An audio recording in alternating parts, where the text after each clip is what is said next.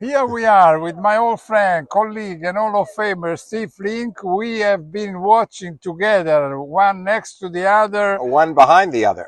Me Yes. behind you, which is always the case. Yeah, well, we saw Lorenzo Musetti beating the American Fritz, Taylor Fritz, and honestly, we didn't expect that. You know, Taylor Fritz played a couple years ago against Rafa Nadal in the quarters of Wimbledon, lost it in a fifth set tiebreak. He was so close to the semis then. This time, I think he was confident coming in. But it was a tumultuous five-set match, Ubaldo, as you well know. Well, I mean, Musetti honestly played very, very well with a lot of variety. He did.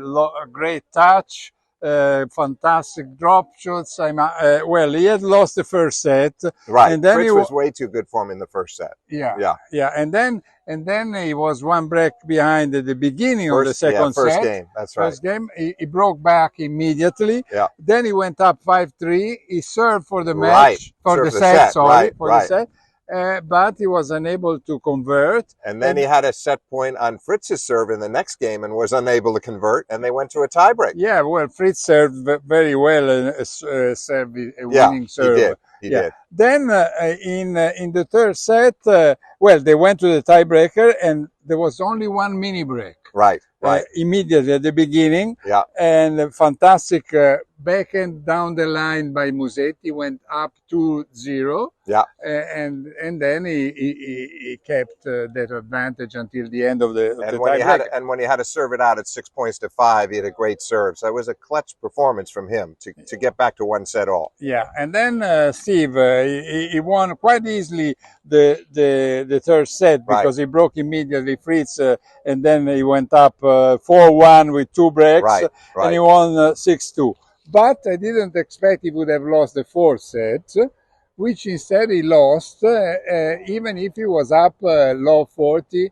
On Fritz's serve in the fifth game, Yeah. And 4 break points in that game. Yeah. But then when Fritz broke for 5-3 and held at love to make it 2 sets all, Ubaldo, I know you and I agreed, as did many of our colleagues, Fritz is going to win this probably 6-4 in the fifth. Yeah. Didn't happen at all. No, it didn't happen at all because, Musetti won the first 5 games of the fifth set. And he was spectacular. He played, as he said afterwards, Ubaldo, it was his best tennis of the match by far. Yeah. And, at the end of the fourth set, the Fritz had 121 points and Musetti 119. So that's amazing.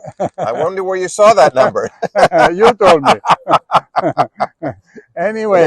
Anyway, now, well, I must tell you something which may sound chauvinist, but we had 4 Italians in the semifinals in the last 3 years because we had Berrettini, we had Sinner, now we have Musetti, plus we have Paolini. Well, it's an embarrassment of riches. That's what they call that. But Ubaldo, let's just talk briefly. What are your thoughts on that semifinal? Djokovic, of course, got a default today from Alex de Minaur, who had a bad hip, injured it in the previous match.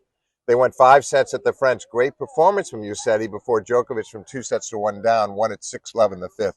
What are your thoughts about them playing here on a grass court at Wimbledon, where Djokovic has been the champion 7 times? Well, it all depends on how fit is really Djokovic, because we haven't seen too many matches of him with a strong opponents. And then in the head-to-head, they have 5-1 for Djokovic. Right.